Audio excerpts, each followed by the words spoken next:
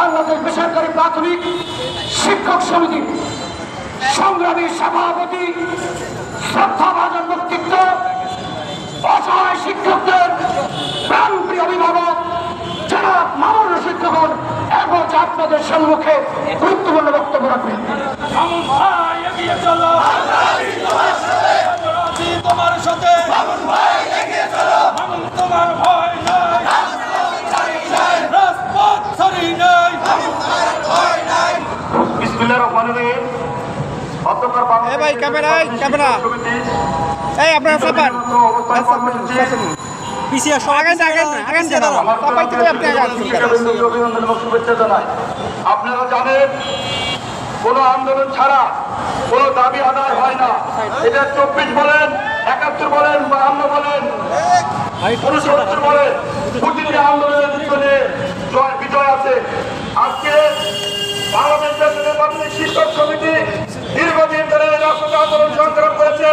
ইতিমধ্যে আমাদের আন্দোলনের পরে কিন্তু মাননীয় প্রধান উপদেষ্টার কার্যালয় থেকে একটি চিঠি প্রেরণ করা হয়েছে এই বিদ্যালয়গুলো জাতীয়করণের জন্য। আপনারা জানেন যে মাননীয় প্রধান উপদেষ্টার কার্যালয় থেকে যে চিঠিটা প্রেরণ করা হয়েছে, এই চিঠিটি মন্ত্রণালয় থেকে আবারও অনুমোদনের জন্য মাননীয় প্রধান উপদেষ্টার কার্যালয়ে প্রেরণ করা হয়েছে। এই মুহূর্তে আমাদের নেতৃবৃন্দ মাননীয় প্রধান উপদেষ্টার কার্যালয়ে গিয়েছে।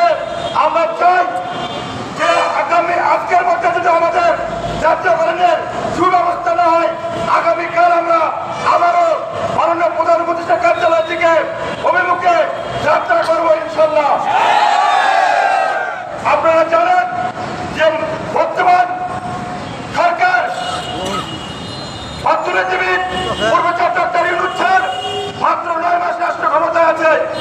এই 9 মাসের মধ্যে আমাদের এই বিদ্যালয়গুলো জাতীয়করণের জন্য একটি চিঠি প্রেরণ করেছে।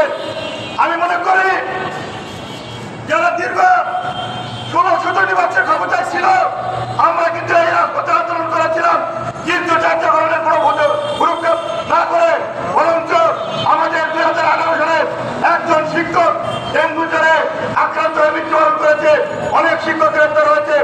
তারপরেও কিন্তু আমাদের বিদ্যালয়গুলো জাতীয়করণের ব্যবস্থা হয়নি।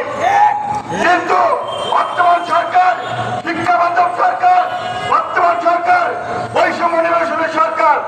এই প্রাথমিক শিক্ষা যেন কোন প্রকার বৈষম্য না থাকে, এই জন্যই মাননীয় প্রধান উপদেষ্টা কার্যালয় থেকে 3 ফেব্রুয়ারি একটি চিঠি হয়েছে এবং সেই চিঠি অনুমোদনের জন্য ইতিমধ্যে আবারও মাননীয় প্রধান উপদেষ্টা কার্যালয় গিয়েছে।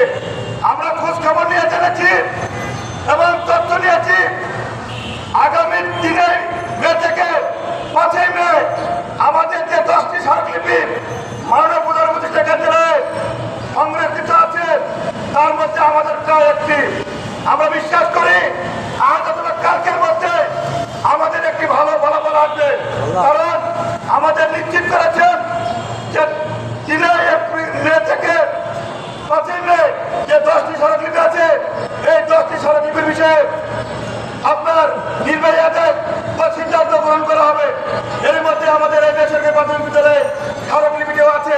তাই আমি মনে করি বর্তমান সরকার যে বৈষম্যের কারণে রাষ্ট্রতে ক্ষমতায় আছে, আমি চাই এই বিদ্যালয়গুলো জাতীয়করণের মাধ্যমে প্রাথমিক শিক্ষার দীর্ঘদিনের যে বৈষম্য সেটা দূর হবে, পাশাপাশি শিক্ষকদের জাতীয়করণের ব্যবস্থা হবে এবং 10 লক্ষ শিক্ষার্থী তাদের উপবৃত্তি এবং মিলের ব্যবস্থা হবে।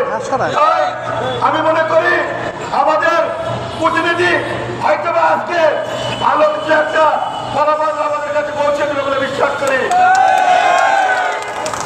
ইতিমধ্যে আমার মন্ত্রণালয়ে যোগাযোগ করেছি, তারা বলেছে আপনাদের বিষয়টা আমরা মাননীয় প্রধান উপদেষ্টার কাছে কার্যালয়ে প্রেরণ করেছি, দোকান থেকে অনুমোদন হয়ে আসলে আপনাদের কখনো আর